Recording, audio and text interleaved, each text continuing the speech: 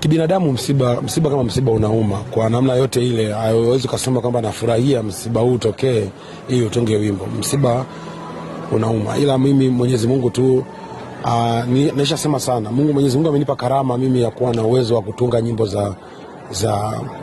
za kuponya. Mimi sio mtunzi kabisa wa nyimbo za mapenzi, sijui nyimbo za kawaida hizi. Ni kitu ambacho nisha declare, na mimi nyimbo zangu zote ambazo watu wanazijua zimeandikwa na watu, na walipa watu wanaandika. Lakini when it comes kwenye nyimbo za huzuni, nyimbo za kumfanya mtu atulize mawazo, hivyo ni vitu vyangu ambavyo najijua nina uwezo navyo sana, kwa sababu pia nina uwezo wa kutunga hata wimbo wakati naimba. Yaani naimba huko natunga na naimba hapo.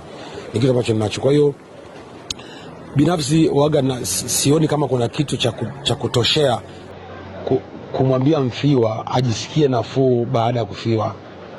Hata umpe pesa kiasi gani, hata umpe mali kiasi gani, hata watu waje maelfu kwa maelfu, mfiwa akishafiwa waga hakuna kitu kingine cha kumponya zaidi ya kumsindikiza katika majonzi yake yale na kumuonyesha kwamba duniani tunapita. Kwa hiyo mimi naamini rambirambi katika wimbo ndio inafika zaidi kwa mfiwa na kumponya kuliko hata material, vitu vinavyoonekana.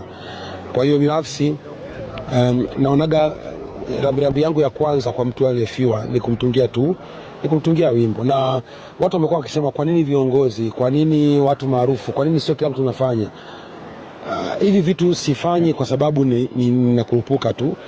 Lazima of course wanafamilia wanakuwa wanaomba, bwana tunaomba tupate wimbo wa kumponya mtu.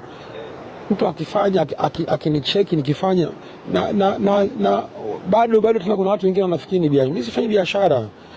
Hii ni rambirambi tu. Sidhani kama mtu unaweza ukapeleka rambirambi kwa mtu ukaomba rambirambi tena, kitu ambacho sio sasa. Kwa hiyo tunafanya, lakini pia ni matakwa ya familia au wahusika wanakuwa wametaka, tunawatengenezea. Lakini pia tusahau hawa ni viongozi wetu ambao kwa namna moja au nyingine wamekuwa kwenye jamii yetu, wamefanya mambo makubwa. Ukifuatilia waliofanya, wameacha alama kwenye mitaa yetu. Kwa hiyo unapoaga kwa heshima inapendeza. Kwa hiyo nafikiri kuna ugumu mkubwa wakati wa kuzifanya, lakini kwangu inakuwa ni rahisi kwa sababu ni kitu ambacho Mwenyezi Mungu amenipa, ninakifanya vizuri na nakitumia. Kwa hiyo mimi naona ni sawa tu kuhudumia watu, kuwaponya na kuweka historia katika mioyo yao. Katika kitu ambacho mimi nimesha hapa kutokufanya ni kufuta comment mbaya.